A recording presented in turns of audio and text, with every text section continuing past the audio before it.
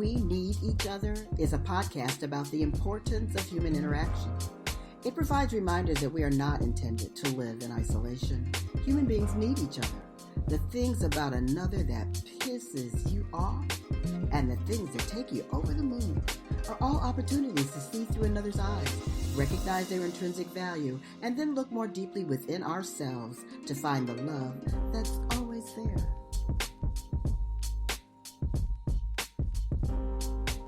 Welcome to this episode of We Need Each Other. This podcast has this name, We Need Each Other, because we simply do. And its emphasis is on understanding that there is value within every single human being. And sometimes that value is not looked at by others. Every person deserves to have their values seen from their own perspective. Every person deserves for people around them to look at their side of a story, their frame of reference.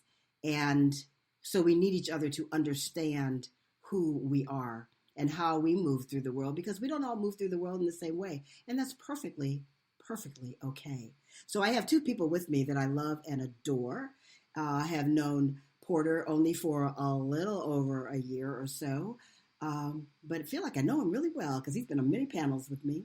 And Heather Rebecca Wilson, I've known for a few years because we've done some work together. And they have a thing in common that we want to talk about today. So I'm first going to tell you who they are.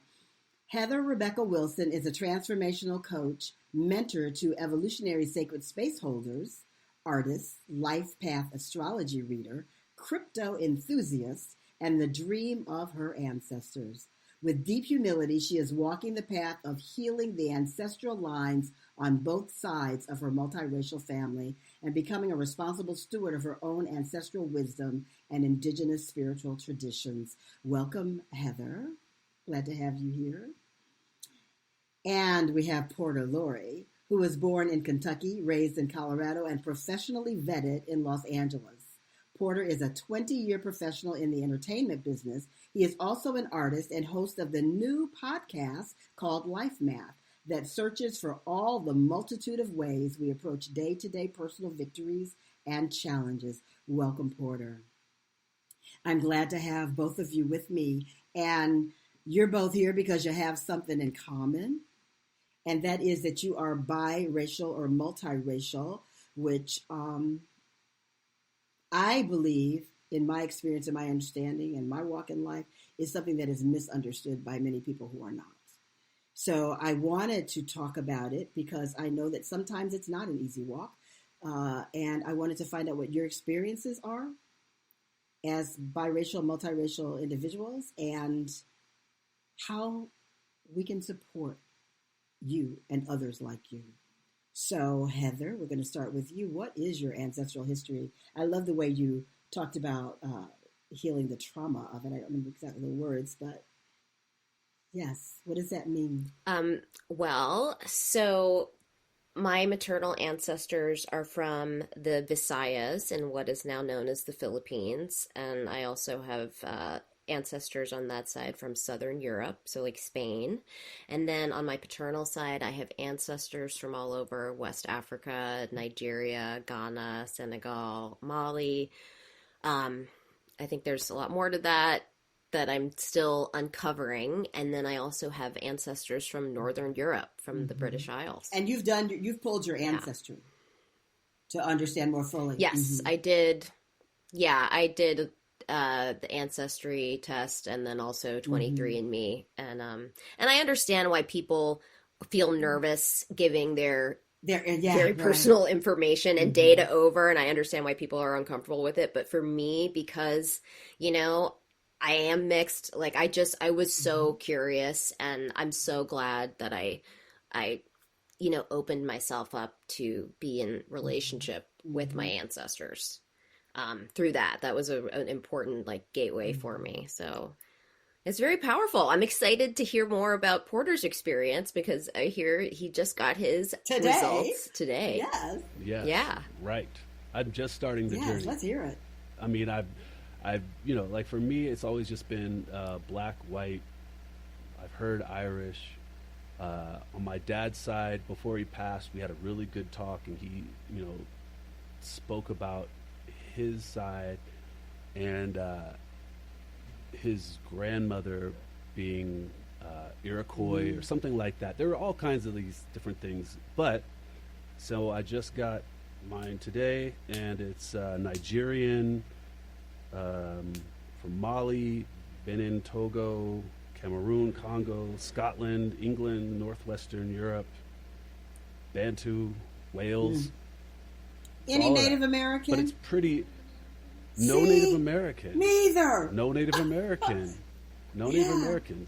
I maybe had like 2%. My daughter was so disappointed that there was no Native American, because we've been, all Black people think that they have some Native. But you American. also, I heard that you need to have that. There's very few Native Americans that are a part of. So it's harder to determine of the thing itself. So if they're not a part of giving their DNA away, which totally makes sense. It wouldn't be a part of that. You may or may not be. So I'm still claiming that I have Native American blood, because that's what I was always told. Okay. Well, my dad definitely had a Native American face, but he was dark red black. So I don't know. So I'm always curious when, I'm sure as a child, you realized that there was maybe something different that people saw in you, and you realized that you were something that was called biracial. Do you have memories of that at all? I'll just go first. I knew right from the beginning that I was different. It was never told to me that it was anything less than amazing. So I've avoided potential hang-ups that I've seen in other people. But I mean, growing up in Kentucky, people pulling up next to my mom and I in cars, calling my mom nigger lover. Her having to explain that to me, like what that was. And then from there, just seeing just very obvious things where my father was dark black, my mother was white. And when I looked in the mirror, it just looked like an obvious combination to me. Like, that's why I'm, brown. Or in the wintertime in Colorado, kind of a waffle yellow. Waffle yellow. I've never heard that one. That's a term? Oh, okay. I don't know. That's what I say. I know there's paper sack tan. I hadn't heard of waffle yellow. Okay. So what's the the earliest age of your memory of those conversations? It was definitely starting around 6 to 8. Did you feel protective of your mother? I feel, yes, very much so, because, I mean, she still has letters that, my father was a politician. He was one of the first black politicians in Louisville, Kentucky. He also owned an insurance company that only insured black folks, because there were no insurance companies that would, that would insure us. He also, and I'm very open about this, he was also married when he got with my mom. And so being this public figure, he didn't really hide the fact.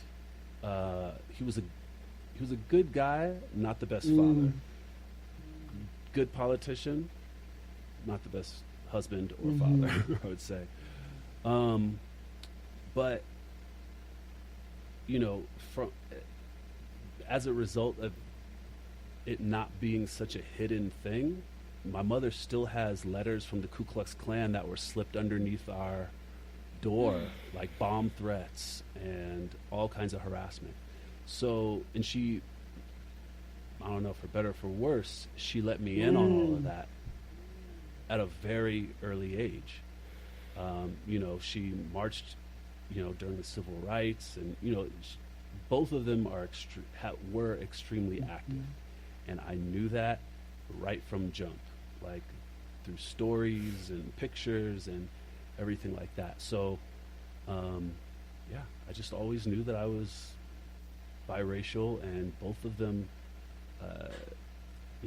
my dad was also a black cowboy. He had this thing called the Dude Ranch, and it was all, he was a professional, but he had his horses, and it was all black men who ran the stables. So, that's what I grew up around. That was really my first introduction to cowboys in general, was that. So, I don't know. I feel like I got extremely lucky in regards to like his approach to me being biracial and my mother's approach. It was always character over color. I love it. That's wonderful. What's your story, Heather? When did you first realize that you were biracial, that your family dynamics were maybe different? Well, first of all, Porter, thank you for sharing that. And it's like medicine for me to hear other people's experiences, growing up. Yeah, wow, that's amazing. That sounds amazing. And, it's different for each of us, right? And we all have our challenges and whatnot, but thank you for sharing that. So, I didn't really have any like awareness that I was perceived as different. I don't know. I think maybe when I was 6, okay, this is interesting.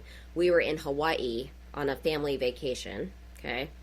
And I was at a luau, with my parents at the hotel. We were staying at the resort we were staying at or whatnot. And, there were all these hula dancers there. There was the whole deal. And I remember turning to my mom, and she often retells this story to me. And I turn to her and I'm like, I love it here because everybody looks like me. Because it was all brown you said you were people. Around 6? Okay. A lot of Filipinos. Okay. I was 6 years old. I was like, I love it here. Everybody looks like me.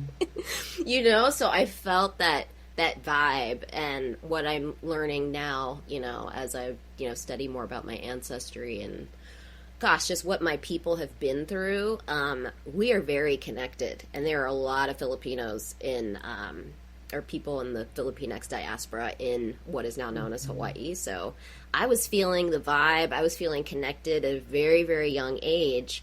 But I thought I was the same as everybody else. And it's interesting. So both my grandparents, my grandfathers are very dark. And my grandmothers are light-skinned. So I have and they've all, passed, they've all transitioned. But my maternal grandmother was very, very fair, very Spanish-looking, and I guess in a privileged position in society in the Philippines. And her husband, my Papa Lolo, was very Chinese-looking and very, very dark. Okay, so I've got that, and then my grandmother on my paternal side was super fair. I think one of her parents was white, but it was like a hush-hush secret, like a lot of shame, a lot of just trauma on that side of the family around that for sure, because she ended up being really prejudiced against dark-skinned black people and white people. Okay, and she was very fair-skinned, that's my grandmother. And then my grandfather was darker and also looked Native American to me. And I was always told, we're part Cherokee, look at your grandfather. But I don't know if that didn't come up in my any of my testing. But as you said, like, there aren't a lot of indigenous folks in the data pool, right? So, but both my grandmothers would tell me to stay out of the sun, right? Don't get dark. My grandmother on my maternal side would say, you look like you work in the fields, and I would come back after playing outside. Did that make you feel in bad in any kind of way when she said that? Well, I was just like, I don't understand this. it just did not Yeah. register. I was like, what is the big deal? I was like, I actually like being dark. I like that I change colors, like, what is the big deal? But so I was picking up early on that, like, something's wrong here. But the moment that I think was like the paradigm shifting, like, loss of innocence moment for me was when I was 9, and my parents had enrolled me into a private school in a very white, affluent suburb of Washington, D.C. And at 9 years old, I was really excited to hang out with my friends, and I found out that a group of my friends were attending this dance class, every Friday or one Friday every month or whatnot. And I would see pictures and they'd all dress up, and it was like a cotillion sort of thing. And so I was like, well, I want to join this. How do I, get involved here? And so my little friends say, well, you have to be invited. So talk to your parents and find out if you can be invited. And so, of course, I run home to my parents. I'm like, can you find out how I can be invited to this thing? Because I want to hang out with my friends and dress up and whatnot. So a few days later, and this is all a blur, but my parents come back to me and say, we talked to Miss So-and-so, and she says that maybe next year, you can be invited, like, but not now. You can't join now, maybe next year. And so I was just like, I don't understand this at all. And so, of course, I come back to my friends and I report, what my parents told me. And they said, well, yeah, you have to be invited, and they don't allow black people, and they only allow Jewish people if you're rich. And I was like, oh, that's it. Like, maybe next year I like won't be 9 black. years old. Yeah, I was like, okay, and so that was like my loss of innocence moment, because up until then I was like, we're all cool, So like, how did that affect you? Did it affect your relationship with your friends? How did it change you, or did it change you? Oh, I mean, that's like my core wound. And that's like the seed of the work that I am doing now. So, it's so sad that, a child, not a 9-year-old, has to confront like institutionalized racism and classism. Right. Like, how do you even make sense of that? And I think because my parents' internalized oppression was so deep and, like, congested, they didn't even have answers for me, except like, well, this is just the way it is. I find it basically interesting that you said one of your grandmothers didn't like white people nor dark-skinned black people. So do you know why, what that was for her? She just was, I think that she experienced a lot of trauma growing up, being multiracial herself. She just, so much internalized oppression, so much shame. It was really sad. But it definitely made me feel like, wow, like, I'm not one of these people, right? My friends. I'm never going to be good enough. I'm never going to be one of them. So I need to be perfect. I need to prove myself. So that, and then I was looking forward to all these new black students coming into our school at a certain grade level in the high school. So once I got to high school, I show up at the Black Student Union meeting. I walk in and they're all like, what's she doing here? I didn't know she was black. And, another trauma, right? Because I was hoping, oh, these are my people. They're going to get me. They're going to accept me. And I didn't feel accepted in that Did community. you have any of that kind of experience, Porter, when as a child, where you felt like, when someone had said, well, you're black, you can't be a part of this, or any of that kind of experience? We'll start with as a child. Well, yeah, I mean, as a kid, I also went to a private school. I went to a Catholic school from 3rd grade to 8th grade, and I think that any kind of racism or anything like that that came to me, I honestly can't think of it as one moment. I mean, there's little tidbits here and there. Like, I gave this girl a Michael Jackson ring when I was like in fourth grade or something like that, and it was a white girl because it was all white, and we ended up having to have a parent-teacher conference about it. What was that about? Well, my mom explained it to me as her parents thought that she was too young to be receiving rings from boys. Now, I don't, the thing is this, it definitely could easily be racism. I would pretty much bet on that. But it was also very strict Catholic. And, there are other things that happened there. Like I wanted to shave my head like Mr. T because the A-Team was out. So it was like 3 days left of school, and I told my mom I wanted to shave my head like Mr. T. She told me not to do it. Well, she never said no. Growing up, she never said no. She would always just show me, here are your avenues. Here's what could possibly happen, from the best to the worst. So I told her I wanted a mohawk. We had clippers, and she was like, the nuns probably aren't going to like that. And I said, is it in the rule book that I can't have a mohawk? So we go to the rule book, and of course it doesn't say you can't have a mohawk. It says the only thing is that your hair can't touch the collar of your shirt. So I insisted, and she told me, she was just like, I don't know if this is a good idea. So, but she was like, all right, there you go, here's your mohawk. So she gave me a mohawk. So I go to Catholic school with a mohawk, and for the last 3 days of school, they put me in a classroom looking out at all the kids doing field day, because there were no classes for the last 3 days.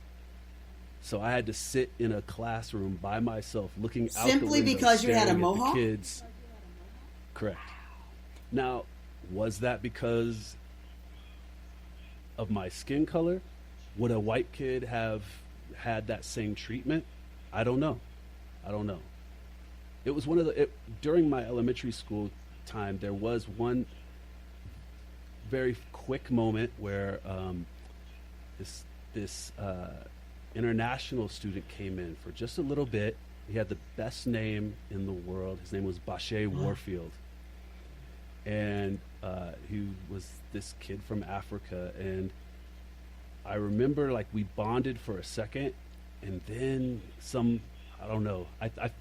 Again, I was so young that, like, if something happened specifically in regards to, like, me being light skinned and him being darker, I don't know, but there was some kind of a shift, because we were friends, and then his parents came to school and we were hanging out, and then all of a sudden we weren't friends. So my elementary school days, there were probably things that were going on that happened. None in my school that really. I was pretty oblivious, as best I can remember, up until, as I got older and more aware, maybe 12 years old or so. So as you look back 13. now, you said you weren't sure if it was because you were black with the mohawk thing. As you look back now, Yeah. What would you suppose? I honestly, it could be either, because it was an extremely strict Catholic school. Like, one of our teachers, who wasn't a nun, she would go around and hit the back. Oh of yeah, I kids' went to heads Catholic school with her wedding ring. Kids got disciplined all the time, and so for me, I mean, me showing up with a mohawk to that school was definitely outlandish behavior. I think it would have been outlandish behavior no matter who it was. There's no reference for me, because there was one Mexican girl my age, nothing really random happened to her that didn't happen to everybody else. People were just disciplined all the time at that school. So, I don't know, but it could easily have been. I would suppose it probably was, because there are things like that, like the mohawk was acceptable when white people started wearing it, just like with braids. Braids were acceptable when Bo Derek put braids in her hair. I went through 8 years of Catholic elementary school, and I was oblivious. And I went back to a 50-year reunion and realized it. It was like we were so happy to see each other, because we hadn't seen each other since, like in high school, we went to public high school and we all went in our own corners. We didn't dislike each other, but we didn't hang out together at all. But when I went back to that 50-year reunion and they told stories, and they were very clear about their families and their parents and the school and how racist it really was, I had no idea. I really didn't know. I left there with my black best friend, and we were shocked to hear these stories of their families and what we really were living in, but we were oblivious to. So, we don't know one way or the other what it was, but I'm just supposing inside myself it had something to do with the fact that you weren't white. Right. Yeah. Right. Yeah, absolutely. Yeah, so...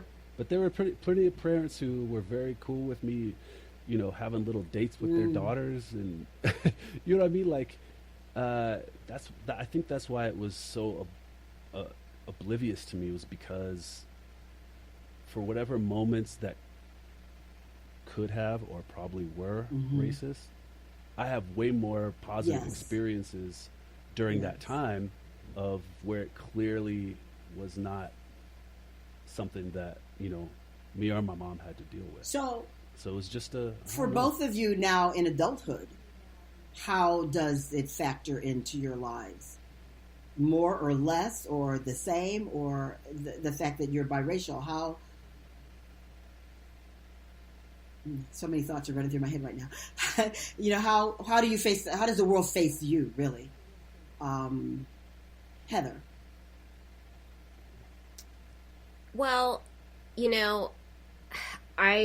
to tell you the truth, I really didn't start healing my relationship with my Filipinx identity until, I don't know, 5 years ago.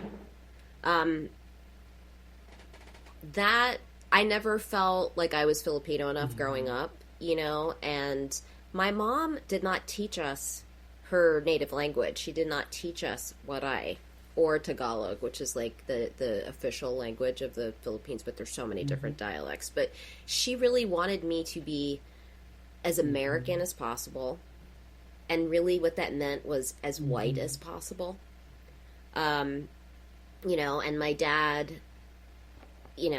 because of his own trauma, was just very focused on like my success and my achievement, because that's, that came out of his experience as a black man, growing up through Jim Crow and the civil rights era. He was just all about, I don't know, achievement. So I'm forgetting where I'm going with this, but how does this affect my life now? So I've been to the Philippines twice in my life, but honestly, it was before I had started doing the work of cultivating a healthy relationship with this aspect of myself, of my life, of my ancestors. So it's so interesting now that I'm doing this work. All of my clients right now, well, not all of them, but I would say like 80% of my clients are other Filipinx beings. So we're doing this work together. So it's very much a part of my life. And I am walking the path of like healing the ancestral lines on both sides of my family, because I've just seen so much toxic stuff come out of these vibrational frequencies of colonization, right? The frequency of white supremacy, right? That like frequency of whiteness that keeps you out of your body, that keeps you from having empathy, that keeps you in your head. I was like saturated in that growing up. So I'm going to spend the rest of my life detoxing from the anti-blackness that I grew up in. You know, that really taught me that I wasn't good enough or to hate myself. And even with, and being half Filipino, it's like when your friends are like, yeah, my maid's from the Philippines. Yeah. Right? So it took me a while to really, and I had to go through a grief process with the whole thing, and I'm still going through it. So it's deep. Yeah, and it affects me every day. I mean, but it's beautiful now that I am in, like, healthy relationship with my ancestors on both sides. And it's a journey, right? I'm walking a path. There's no, like, destination with this, and I also know that this work that I'm taking on is going to take multiple lifetimes. So I'm just, like, surrendering and enjoying it and just letting spirit direct me and my ancestors direct me. So it's affecting my life in a powerful way, because it's like part of my divine mission to heal all this stuff. Healing. That's wonderful. Yes. So Porter, exactly. You never really experienced times when you just weren't black enough for whoever, or you just weren't white enough for whoever. You didn't really. Oh, no. I experienced it for sure. You know, I think that there's. Oh, and by the way, I spent a little bit of time in the Philippines, and everybody thought I was a tall, like, Filipino basketball player. I was in Cebu and Manila and Boracay.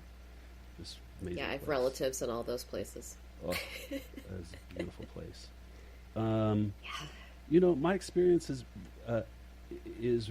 really, you know, growing up. It was mainly my teens and 20s where I really start to understand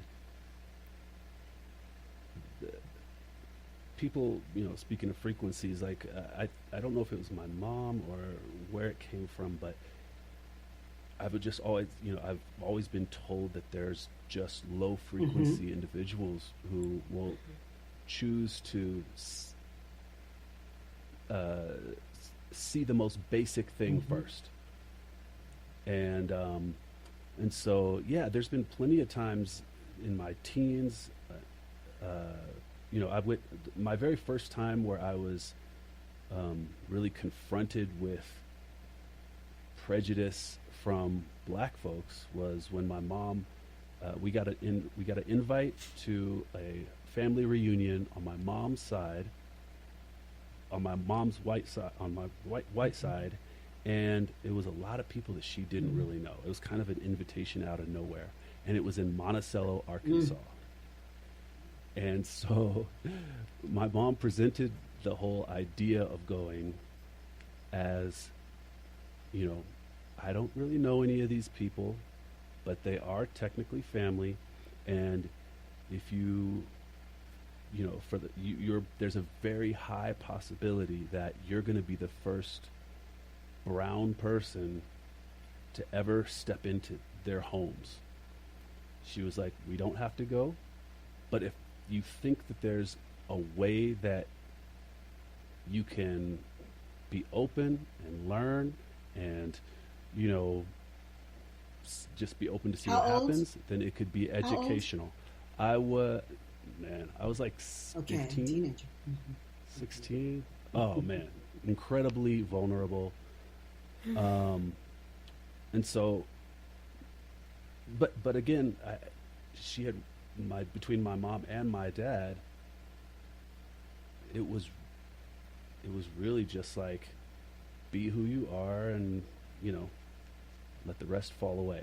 And so that's how I approached it. I went down there, and what was crazy was that I get to the family reunion, all of my white family is super, you know, they embrace me, they're shaking hands, and I think that, you know, I could feel that there was maybe an overcompensation even, and to try to make me feel comfortable. And I don't know if that was, you know, I don't know if how they treated me was how they treated black folks when I was Hmm. gone, Yeah. or how they talked Right. about black folks Yeah. in private, or what they may have said after we left. But to my face, it was Southern hospitality and good food and whatnot. And so on one of the last days, the town kind of center area was within walking distance. And so I told my mom that I wanted to go down there and hang out. And so I walked down there by myself. And it had to have been like a maybe Friday late afternoon after work, or a weekend. I don't remember, but it was all black folks, like with cars, and everybody's listening to music, and and I was like, oh, this is dope. In Right. my head, I was super excited about it. And but that's the deep South. I'm coming from Colorado. Yeah, at that right. point. I was a skater. Uh-huh. So I don't remember what I was wearing, but I'm sure it was not cool. And that was really the first time where I just was like, every light skin joke that could be thrown at somebody was thrown at me, just walking around trying to like hang out and meet people. And there was a sting to it, obviously, because that's where I identify the most. Why? Can you tell us why? Because, like I said, if I get pulled over, no, a cop ain't gonna think I'm white. If I go in for a job interview, ain't nobody gonna think I'm white. They might not know what I am, but it's not going to be white. If any of those sensitive areas, they may not know what it is, but I'm not going to be treated as a white person. Now, there's also what I call light skin privilege, which I'm also not going to be treated the same as a dark skinned black man. And these are things that I learned earlier or later on, like late 20s into 30s and 40. Like, those are things that I really started to understand in different aspects of life later on. But when I went, that time in Arkansas, that was really the first time that it had come to my, like so close, and it stung, but I didn't hang on to it.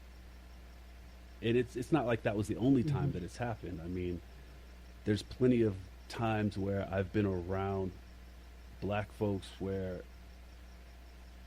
it was very obvious that I was not going to be a part of certain conversations, or conversations would change. On my podcast, I describe it as Lake Black, and for me, since I'm half black, that on the outer edges of Lake Black, in the sandy light brown areas, is where white folks feel comfortable, frolicking around. In the middle, as it gets darker, they see us as the product of that frolicking.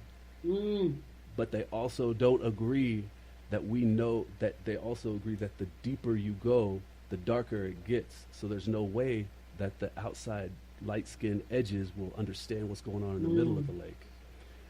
And those kind of moments happen not so much now, but they've had, I think they'll happen probably for the rest of my life at some point to one degree or another. But I just don't take it personally.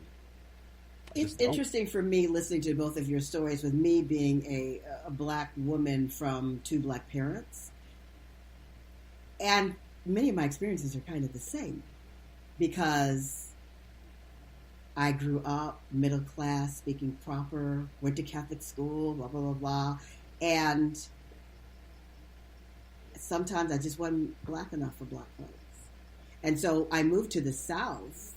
I went to college in the South and stayed in the South, and I had to learn to be a colored girl, a different way of talking. That's when I really became a whole lot of who I am today. Because if I wanted to have friends, I needed to be a black girl, and it shifted my world and my way of being. And even in the way white people did or did not accept me, it had a lot to do with, and even still, that's the world we live in today, how you can maneuver into being okay and accepted by them, and yet go over here and be accepted by them. So, it parallels a lot. And I think one of the things that's important in even talking about this on a podcast is for white people to understand the complexity of being not white. Because all of these things that you're talking about as biracial people, and that I experience as a person who's not if we do our ancestry, even them, we're all multiracial, but growing up as a black girl, I think it's important for white people to understand, put yourself in the perspective of someone else that's not living through the white gaze, that our experiences are different, and it's important to know and honor other people's experiences. And to recognize, most importantly to me, that you don't know what a person is. People make assumptions. Black people, we all make assumptions about what someone is all the time, and we have no idea. And I think it's important to really get to know and understand another person's culture, another person's experience, and that's the way that we can all get along, in the world that we're living in today. So, from each of you, what would you want society at large, other people, to know or understand, or how would you want them to shift, or do you at all? Maybe it doesn't matter to you.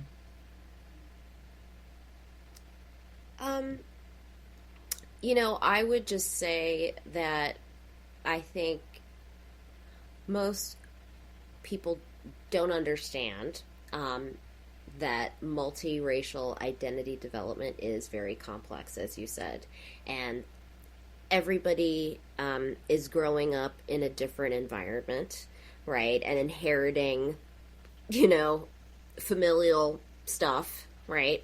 All sorts of different stuff. But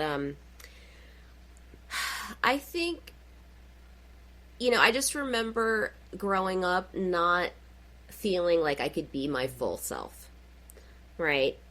I couldn't be multidimensional, right? Like I had to, and part of that is a gift in a way, because it made me a very, I think I'm an adaptable person to begin with, but I do think because I've had to float between different groups, I'm attuned to what it feels like to be the other, right? So I think that gave me a lot of empathy. Right. So, there are gifts to my experience growing up multiracial, and there has been wounding, around it, but it goes back generations, right? I mean, this is like my mom's stuff, my grandmother's stuff, my dad's, stuff's happened to me in my life, but the more I get into this, the more I surrender and walk this path, the more I see, like, this is collective healing that we're doing, right? And having, just expanding our imaginations. Like, what is it like to be someone who's different, right? Like, just to be curious, right, about the experience of somebody who's different from you. Oh my gosh, it's a spiritual transformation, I think, that we're being asked to go through right now. Gosh, and there was something else I was going to say. Well, what's interesting? I think I was watching Bill Maher or something, and they were interviewing like one of these data analysis geniuses who Obama hired when he was 20 years old to look at their voting data.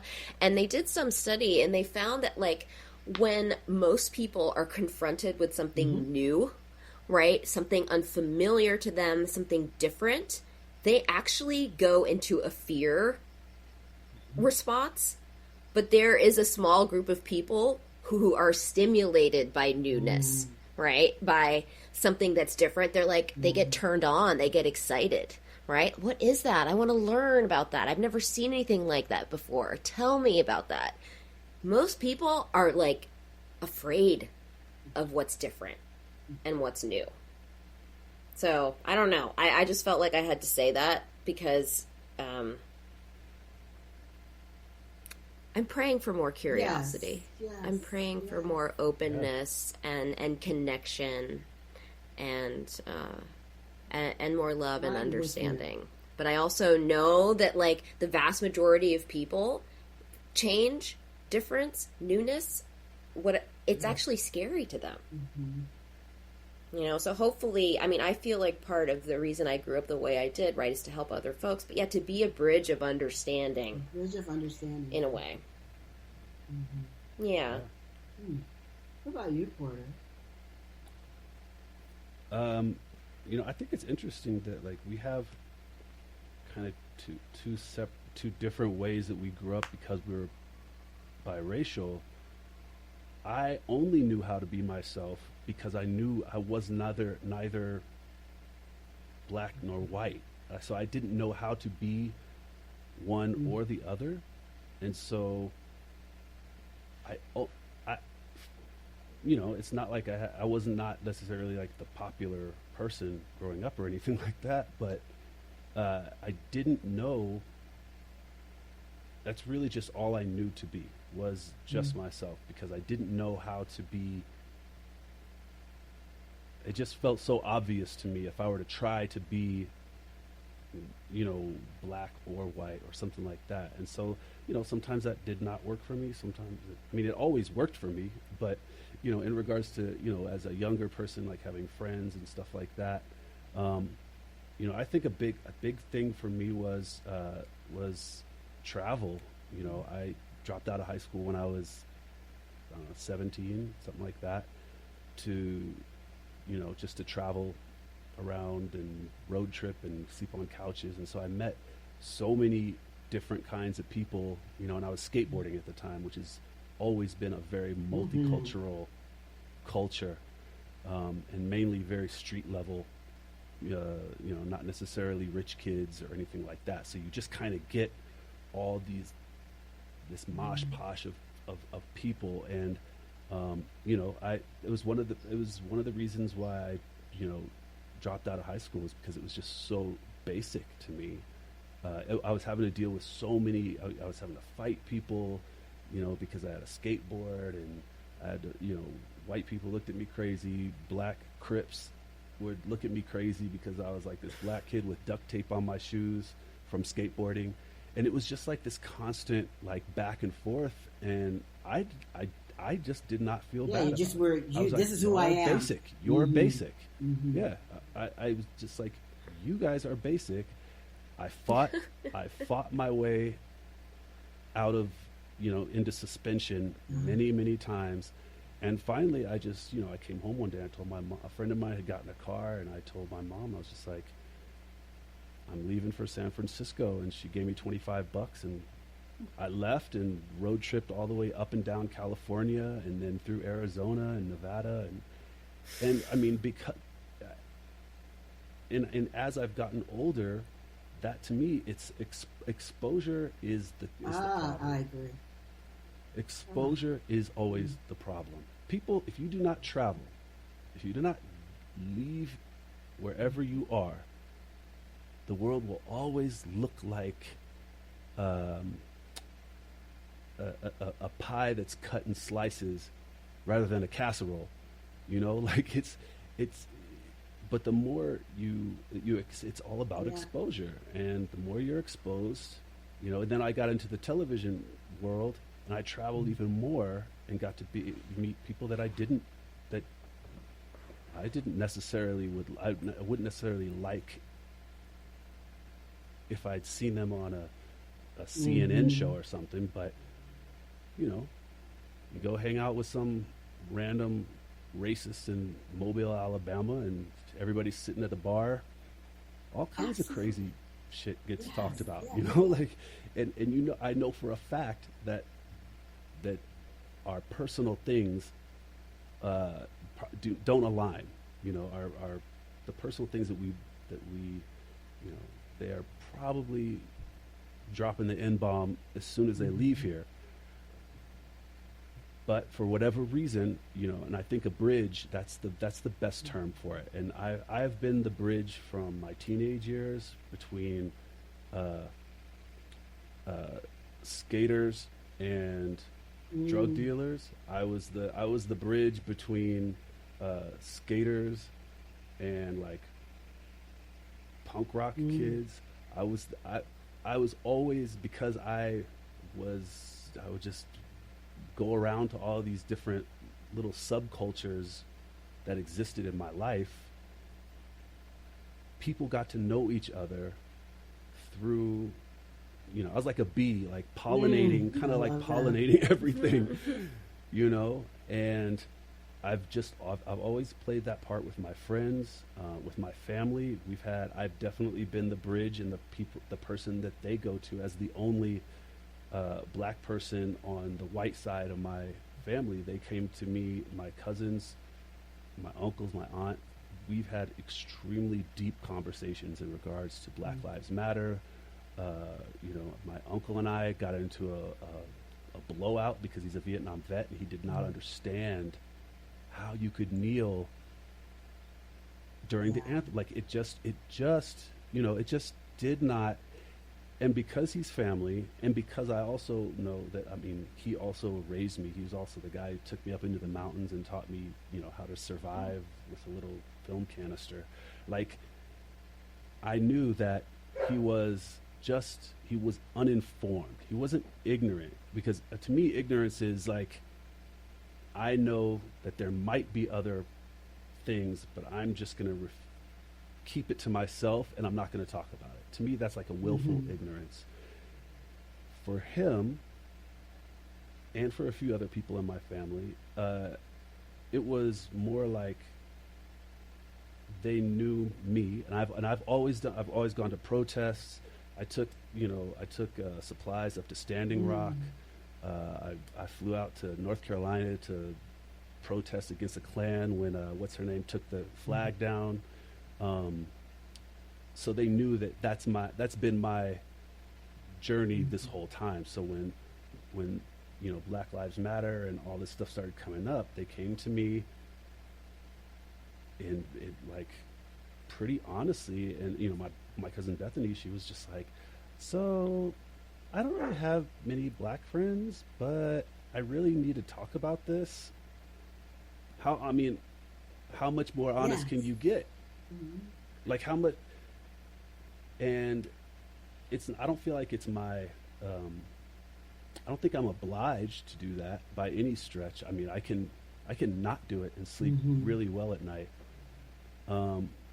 But I also understand the opportunity that can arise from it should it present itself.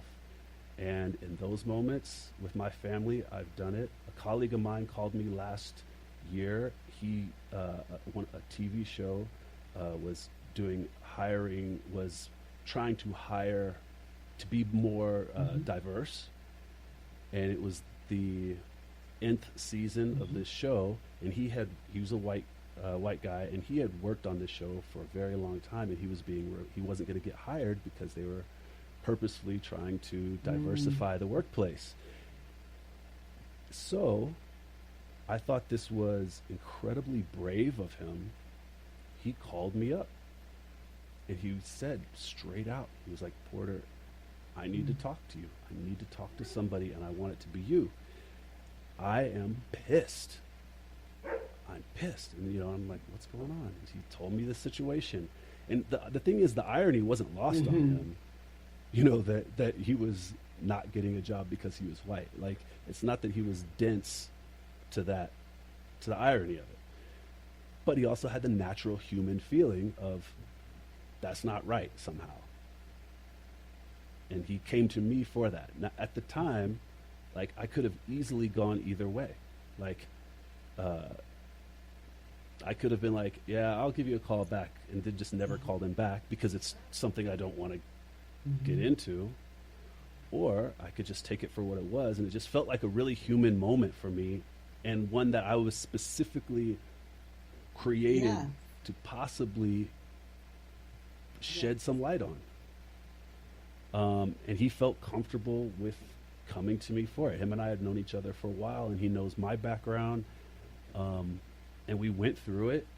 And, you know, obviously I didn't shy away from any of the dirty details of it. And the thing is,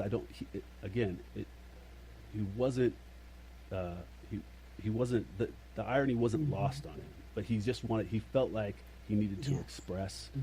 And I was, I was that person. And so I took it on as an opportunity, and, it turned out fine. I mean, it's not like if he didn't talk to me, he was going to become some crazy, Did he end up with some better understanding, or? Yes. Oh yeah, absolutely. I think a lot of it was I think he felt guilty for even having the feeling of being angry. And that's, I can see that. And I really think that I can see that because I'm half white. I really do. Like I can empathize with that understanding where he has a feeling of anger towards a situation that people like him created. Exactly. Right. And so I feel like he just needed to vent as a human. He needed to feel unashamed of his feelings as a white person. And there's very few places, and he also wanted to be enlightened and hear perspectives that he's obviously not going to get from his own family or maybe his own friends. And he wanted to do it safely, I guess. Yeah, and there, it seems like there aren't a lot of outlets for that. And where's a white man going to complain about not getting a job to a Yeah. person of color? Who are they going to, if their heart is good and understanding, and they don't want to go to white people who are going to say, who are going to edge you on with the anger, right? Yeah, exactly. Where are you going to go? Like, there's no hotline, so and there's no growth in that. There was growth in having this conversation. And he's a good guy. Like, he just had, like you said, there's very few avenues for that, and at that point, he chose me as that avenue, and I just chose to accept. That's beautiful. It's why we need each other. It's so interesting. It is the name of my nonprofit. It's the name of this podcast. It's the name of lots of things that I do these days. And I hear those words come back at me all the time. I was listening to a song. Can't remember who it was. An old song. Can't remember who it was. And they said, we need each other at the end of it. It's like, and what we need is just what the two of you are talking about. You're to be a bridge. We need these bridges because the bridges help us to take a look, turn our head. Now I always say you got to turn your head and away from what I know and I understand and what I identify as and what I think is right, to listen to another person's perspective and maybe not agree, but maybe meet somewhere in the middle and have a greater awareness and understanding of that the world doesn't have to think and be just like me. And listening to the two of you, I think one of the real advantages the world has of people who are really not, because a lot of people are angry about their biracial status. Again, this person doesn't accept me and they don't accept me. There's a lot of people that have anger about it. But when you are in a healthy place or place of healing, you are the ones that have compassion to assist other people in healing and seeing another perspective, and that word empathy, to have empathy. That gentleman that you spoke with may have had empathy for the first time in his life. Who knows? Right. But the ability to walk in another person's shoes just for a moment is so needed in this world. And so what I've heard the two of you explain here today is that you help people to learn to do that. And it may have been coming from the trauma that you had to heal through, and even unconscious trauma that you had to heal through. Or maybe a feeling of no trauma at all, but an awareness of a life that was different from other people. And I love how you just said, well, F this, I'm going to find a world that feels like me. I don't have to live in a world that doesn't feel like me, and I'm going to be a skater. You know, I don't care what you think about it. This is magnificent. I really appreciate your sharing in the way that you have from this depth. And I want the white people in the audience, mostly, but everybody, to understand, look through the eyes of another. We don't all have the same experiences. We all have completely different experiences. We can grow up in the same family. We don't have the same experiences. And it's really important to look through the eyes of another so that we can all get along, and so that we can appreciate and care for each other, because we do need each other. Any final words from either of you? Or both of you? I would just say that people should really get used to it, because we're the future. Biracial people, multicultural people, we are 100 years from now, we will be the norm. And I think that whatever psychology is being done, I don't know if there's any psychology being done in regards to like how we think compared to people who think that they're not mixed with something. But I think it should be studied, it should be recognized, it should be respected, and it's the future. There's the lives that we're living right now in regards to trying to understand and the kind of the simplicity of this black and white, this or that world. We just don't live in it. Like, we don't live in that. We have the opportunity to have a completely different perspective on everything, and eventually everyone will have something close to that. And if everybody did their ancestry, they might get there faster. Right. Because we all started in Africa. Okay. Right. What about you, Heather? Thanks, Porter. I love what Porter just said. Like, we're here, and we are the future, and the future is coming faster than you think. So, get ready. And, I just love that. I love that. And I think about the ancient future, too. I think about, we got to look back, we got to know where we came from in order to get to where we want to go.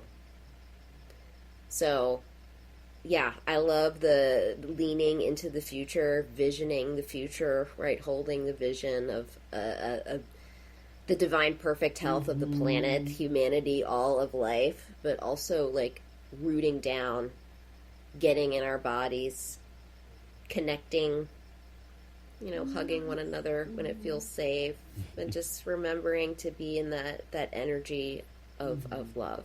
Absolutely. Yeah, thank you. Thank you for having me. And so great meeting you, Porter. And this is great. So beautiful. One of these days we're going to get Porter out here. And we're all going to... Where is Porter? I'm in Denver. Oh, nice. And it snowed there.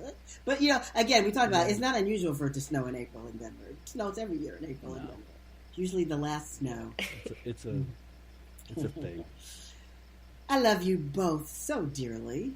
I really do. I thank you so much for being here and for speaking from your hearts. Absolutely. Thank you we'll for the see opportunity. You soon.